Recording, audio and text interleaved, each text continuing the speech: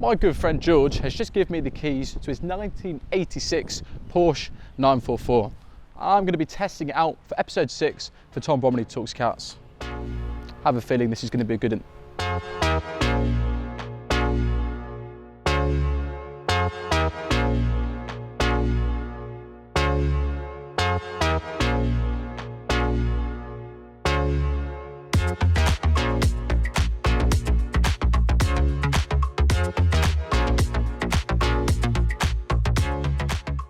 When I say Porsche, chances are you start thinking of the iconic 911, a sports car which has gone through a continuous process of improvement and evolution over the last 53 years.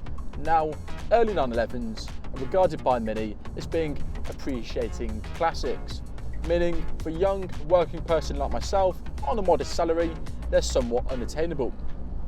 However, in 2017, you don't need a stockbroker's bank balance to acquire yourself an old, faithful Porsche. In fact, today, you really need rather little money at all. In 1976, Porsche launched their new entry-level performance car, the Porsche 924. Unlike its bigger brother, the 911, the 924 had its engine mounted in the front. Now, purists, they cried absolute sacrilege, but crucially, today, an early 924 is going to set you back about £1,500. But before you start rushing off to your computer, determined to bag yourself your first Porsche, it's worth remembering early 924s were woefully underpowered and many disregard them as being a proper Porsche.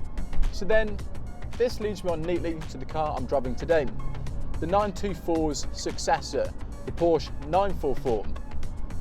The 944 had a power upgrade from 125 brake horsepower found in the 924 to 163 brake horsepower. The 944 is regarded by many as being one of the best handling sports cars ever produced. And today is quite significant for me because this is the first time I'm going to be putting some serious miles on the road sat behind the wheel of a Porsche. I think this is going to be very interesting.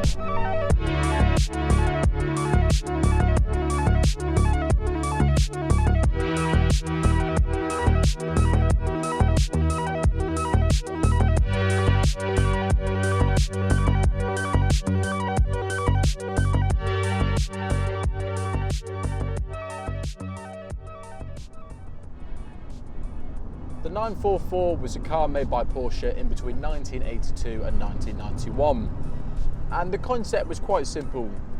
It was a sports car perfectly designed for everyday use. So we've got good visibility around the vehicle, a large boot. The sitting position is very comfortable, and it's not a greatly difficult car to drive.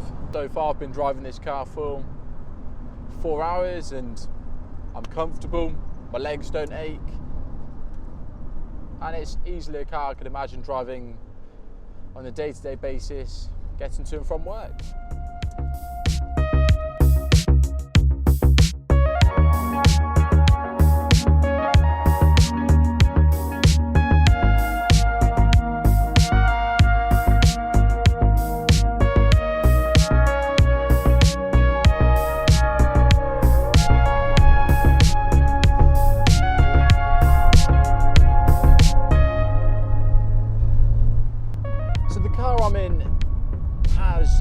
Engine from a later 944, and it's been remapped with a new exhaust, and my friend George reckons it's running about 230 brake horsepower.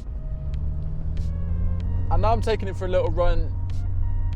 It definitely feels considerably more powerful than my Mazda MX-5 I'm used to running on a daily basis, and it is proving quite a revealing comparison actually, because you've got to remember this car is 31 years old. And that means you get a completely different driving experience to what you'd have in a modern sports car. The steering, it's super heavy. You've got a really long throw on the gear stick, and it's a proper mechanical involving experience. You really do have to hop in and concentrate and drive this car properly. I would say brake technology has come a long way after 31 years. When I first hopped in it, I was surprised by how hard you have to press on the pedals to slow this car down to a sensible speed. Oh, and it just makes such a glorious noise, doesn't it? It makes such a glorious, glorious noise. Listen to that. Whoa. It's a nice bellow. Nice, nice bellow.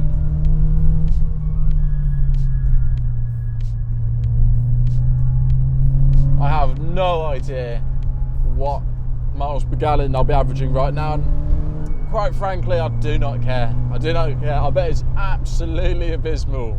Absolutely abysmal, but that's fine. And in fact, I don't even really know what the claimed performance statistics are in this Porsche 944. And I just think it's irrelevant. This car is all about the journey, how you get there, not necessarily how fast it takes you to get to your destination. This is good fun. This is a lot of fun, actually.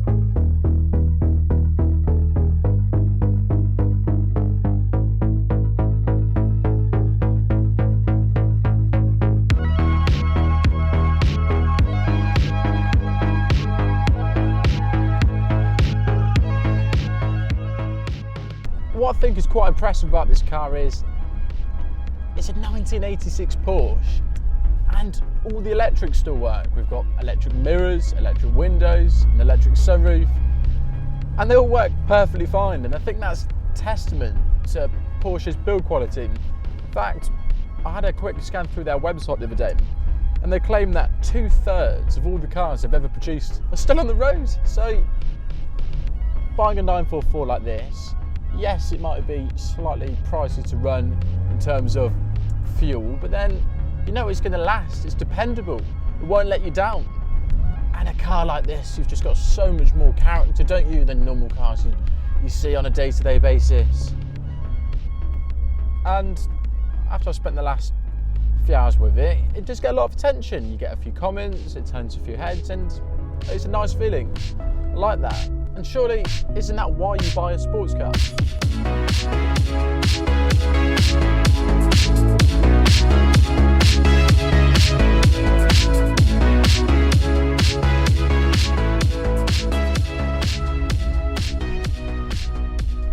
Of course, I'm not here to claim that Porsche 944 is without its flaws. For instance, since I've got in the car, it seems there's an apparent gaping hole in the fuel tank.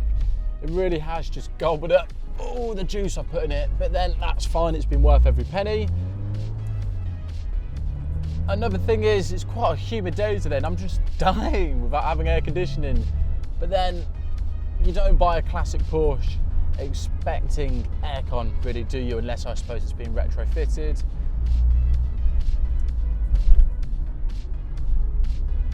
I would like brakes which stop the car with a bit more pace, brakes which were just a bit more keen to slow you down. I think if you hopped in this car and started driving it really quickly, they could potentially catch you out. But other than that, I am really failing to pick many significant faults with this car.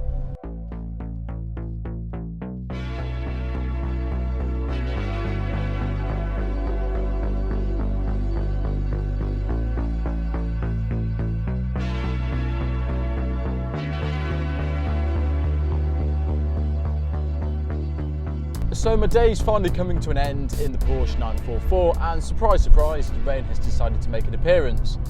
There's one thing that I think I should really stress about this vehicle that has impressed me, and that's the handling. It's nothing short of exceptional. The car's incredibly balanced around corners, and you've just got a lovely steering feel. I think the general consensus is the Porsche 944 has been the poor man's 911, and I don't think that's fair, actually. I mean, what this car represents is just phenomenal value for money. You can pick up an early 944, granted a bit ropey, for around about £4,000. Something like this, you're looking at a bit more than that. And then if you want a 944 turbo, then you'll be looking at kind of £10,000, £12,000 and upwards. the 944, it's different to anything I'm used to driving. And that's a good thing, because in a world when all the cars kind of feel the same, sound the same and look the same, this is refreshingly different. The 944, it's quirky, it's cool, it's different. And it's quite a rarity on the roads as well, and for that, I respect it. Hats off to you, Porsche. Hats off to you.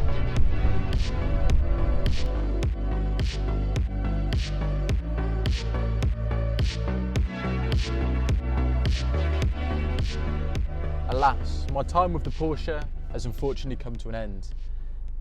Now, I've driven much faster, more sophisticated vehicles for Tom Bromley Talks Cars, but the 944, it's got an infectious charm. It really gets underneath your skin, and I'm going to miss this car the most once I've given it back.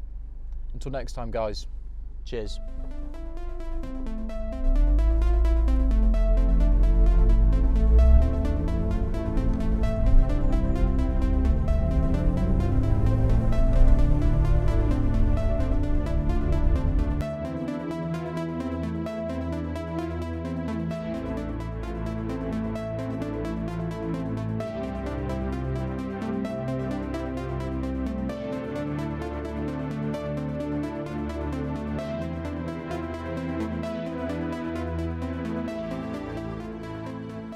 Thank you very much for watching.